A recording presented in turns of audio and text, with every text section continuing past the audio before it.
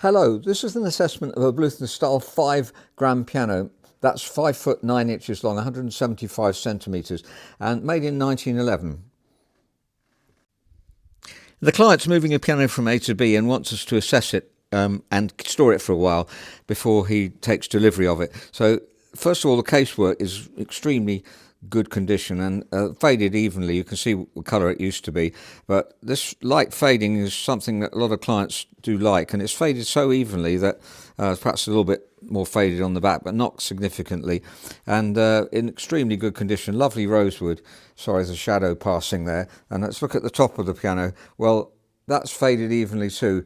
So there's no fade line where the lid's been back for a long time. Very slight fade line, but nothing significant. And that colour is also the same. So if we said many times before, if you keep the piano open sometimes, closed sometimes, and then it will fade evenly, that's a good idea to maintain the value of the piano, well, and the appearance. So if we look, you can see that needs a bit of making good really, but generally the veneer's in extremely good condition. There's beautiful rosewood as well, as rosewood is such a beautiful wood. And this, by the way, pushes forwards. That's for the candelabra to sit on when there wasn't electricity. So even the top of the fall is faded evenly, so very encouraging that. So I have 88 keys, so it's got these extra ones. A lot of pianos move up to 85 keys, which is fine for studying on. If you do want to study on this piano, it's an excellent piano to study on. I'll mention something about that later on. Now, the acoustic side of the piano is in excellent condition. A tuner's left a little record of his tunings here, which is really useful. I also like to see that inside the piano if you're a tuner, because this can get lost obviously, and it's just nice to see some history, though not essential, but it's nice to have that. One string replaced here. You can see it's been very well replaced. Put a few extra windings perhaps than necessary here, but very well replaced. And as you can hear the one that's been replaced, you can hear that it's slightly out of tune. That one there, the one next to it, that's a C sharp. That's a D, and it's slightly flat, so you could actually dampen off that. If you put a new string on, you could put a wedge in there just to stop that string sounding, and 2 out of 3 strings still sounds really good. There's also a bass string replaced. That's a D. I'm going to play the C sharp and D, and you can hear the string actually. Now, it's been wedged off, but the wedge really ought to go perhaps further down there, and then that will sound better. And the bass, the wedge at the back too, I'm going to move. So it's an excellent idea to wedge it off, because even 1 out of 2 strings still sounds reasonable, as we'll hear in a minute. But that wedge needs moving down as well, I think, because too much, the harmonics are coming out too much. And now it sounds a lot better, and not a lot different from the ones next to it, but you can hear slightly different. So it's much better, good idea to wedge it off, because obviously the new string stretches. So I've just taken the wedges off, and you can hear how out of tune it is. So it's a good job it had wedges on it. Now I'll tune it up just to see how well it matches. Now, a few things to mention here. It is a good match, though not perfect. If you listen to, that's a purer sound than. Now, it is possible sometimes to splice the string. We talked about splicing recently, but in about 50% of cases, and on Blüthner they tend to be high tensile, so it doesn't always work. But you can splice the string. You'll see other videos on splicing on our website. The ones that we've done videos of didn't work actually, but splicing works in a 50%, and hopefully we'll put one on that has worked. So you splice the string, the original string, and that means the match is going to be exactly correct. But Blüthner strings are very high tensile, so you tend to, or close to the breaking point, so you do tend to find that this really doesn't always work. So this may not have been a splicing alternative. The new string, it's interesting because the tone of the new string isn't that much, let's say, it's not more resonant than the old one, slightly more resonant. Now, as it happens, the new string I think is slightly bigger, sorry, diameter is slightly greater, because if you play the original string with very softly, it hardly hits it, whereas if you play this string very softly, it does hit it. So I think the dimensions might be slightly thicker. It's quite important to get the dimensions exactly right. Very difficult to get the string exactly the same diameter copper as the diameter copper there. So I think it's very slightly thicker, and therefore the hammer hits that string first. But it's a good string length.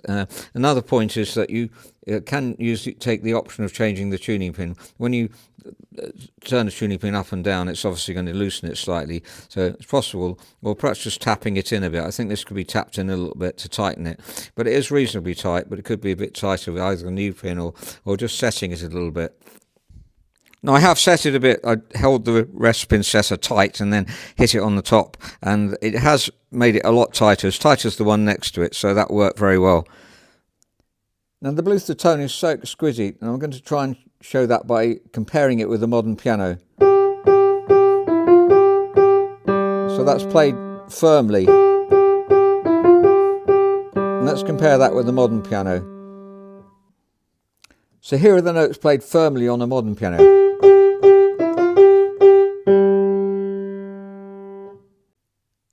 Now, having said that, the tone round here is really weak.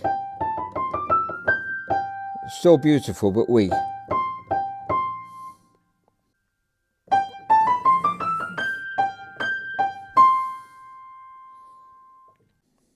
And the tenor and bass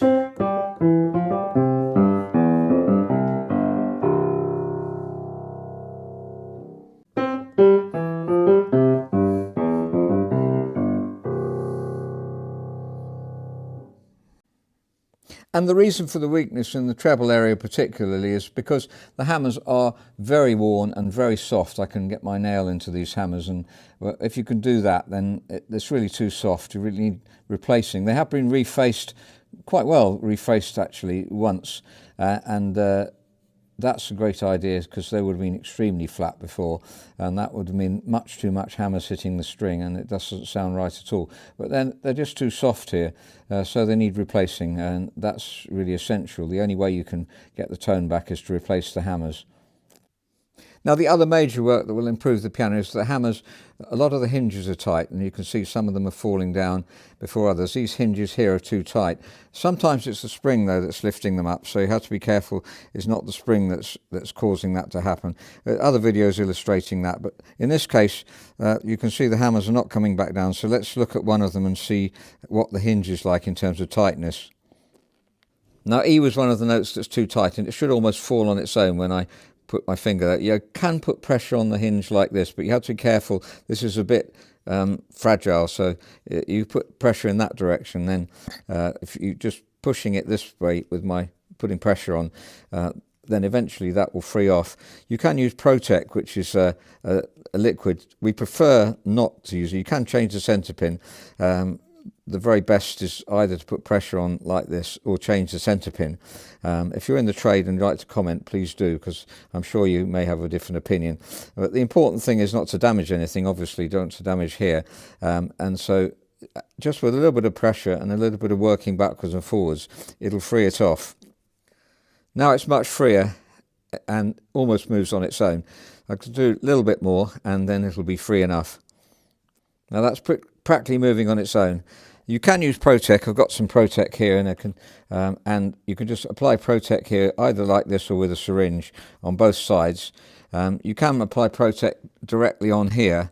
Protec, although it's very good liquid to use, and it's not oily. WD-40 is out, by the way, because that clogs them up with oil eventually. And I remember in Houston, my son Evan and I were working on a Stein. We had to replace all of the hinges. They were absolutely caked. We had to replace the felts on some, clean the felts off. It was completely caked. And Steinway Grand was WD-40 all over it, so that's not a good idea. But in the past, in my early days, I didn't realise that. So I did use WD-40 on cheaper pianos, fortunately, mainly. So I managed to damage a few probably, but we all learn from our mistakes, don't we? I wouldn't recommend anything that's oily. Protec is a very good substance, but according to our technical department, or rather my colleague David McCulloch, who's always working with me on these, he doesn't recommend Protec for the long term. If you're in the trade again, you'd like to comment, please do. So I prefer using no liquids, either replace the centre pin or if you haven't got centre pins on you, or this is just as good really, I think. You have to be very careful not to damage the hinge. So just keep on doing this until it frees off. It doesn't take much longer than it does to replace the centre pin, and the centre pin has to be replaced very accurately. So there we are, quite free now, I think. Now, Blüthner patent actions are quite hard to relocate. You have to get the, well, you develop the technique over a while, but it's a bit more complicated than normal action, I find. By the way, always turn the screw backwards so it engages with the thread, and won't damage the thread then. That's so common, we find that, particularly on Steinway grounds, you often get the threads damaged, and then you have to replace the hammer rail, the rail there that the hinges go onto. So we can tighten it up now. I have to make sure the hammer's in the same place as it was before. So have a look and see where it was before, and because otherwise the tone might be different. Though in the case of this one, they're so worn and wouldn't make that much difference probably. So there we are, nice and tight now. And let's have a look at the hinge. So that's nice and free. It wasn't free before.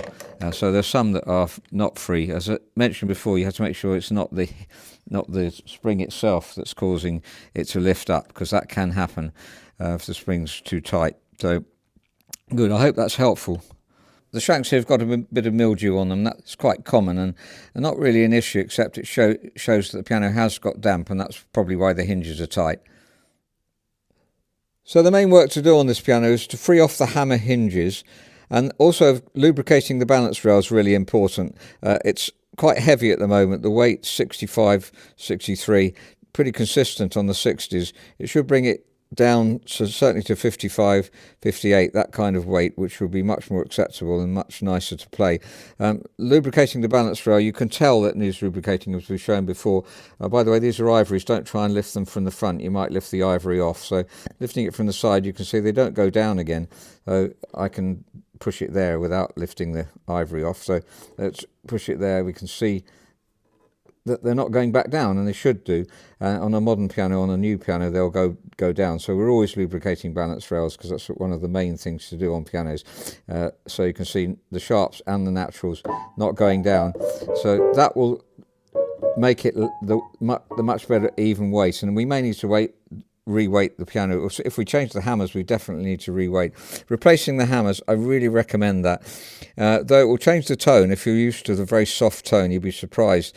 It will still be soft if we want it to. New hammers are put on, well, when they're put on in the press, they're put on really hard. Then they need voicing, and we voice to taste, really. So you can bring them right down to being mellow if you want it to be as mellow as it is now. But it'll be more defined. The tone will be much better. And fine regulation. The regulation's generally pretty good on the piano, but it does need fine regulating.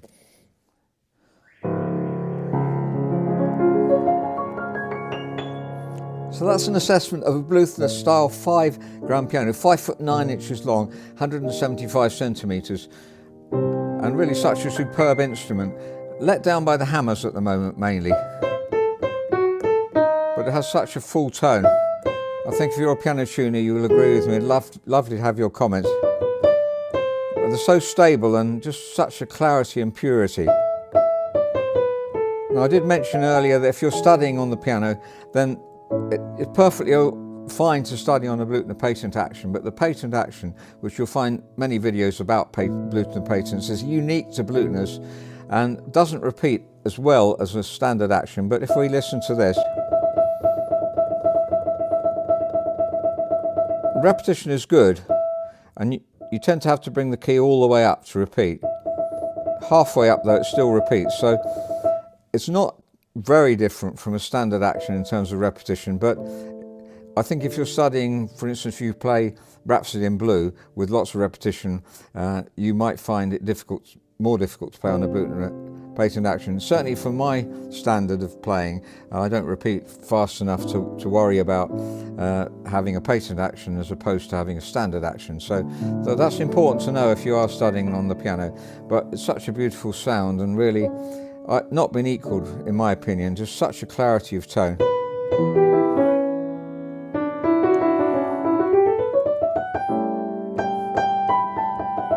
Well, the standard, most common sizes of this piano are the style 7 and 8, which are slightly longer.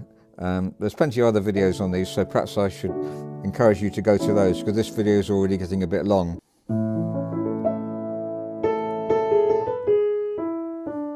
But I just find this tone so wonderfully exquisite. And we have reconditioned and restored several of these pianos because we particularly like them. So if you're a technician and are worried about the Blüthner style action, hopefully some of our videos will help to alleviate that worry. And really, it's just as easy to work on, and beautiful action, and when set up properly, extremely reliable.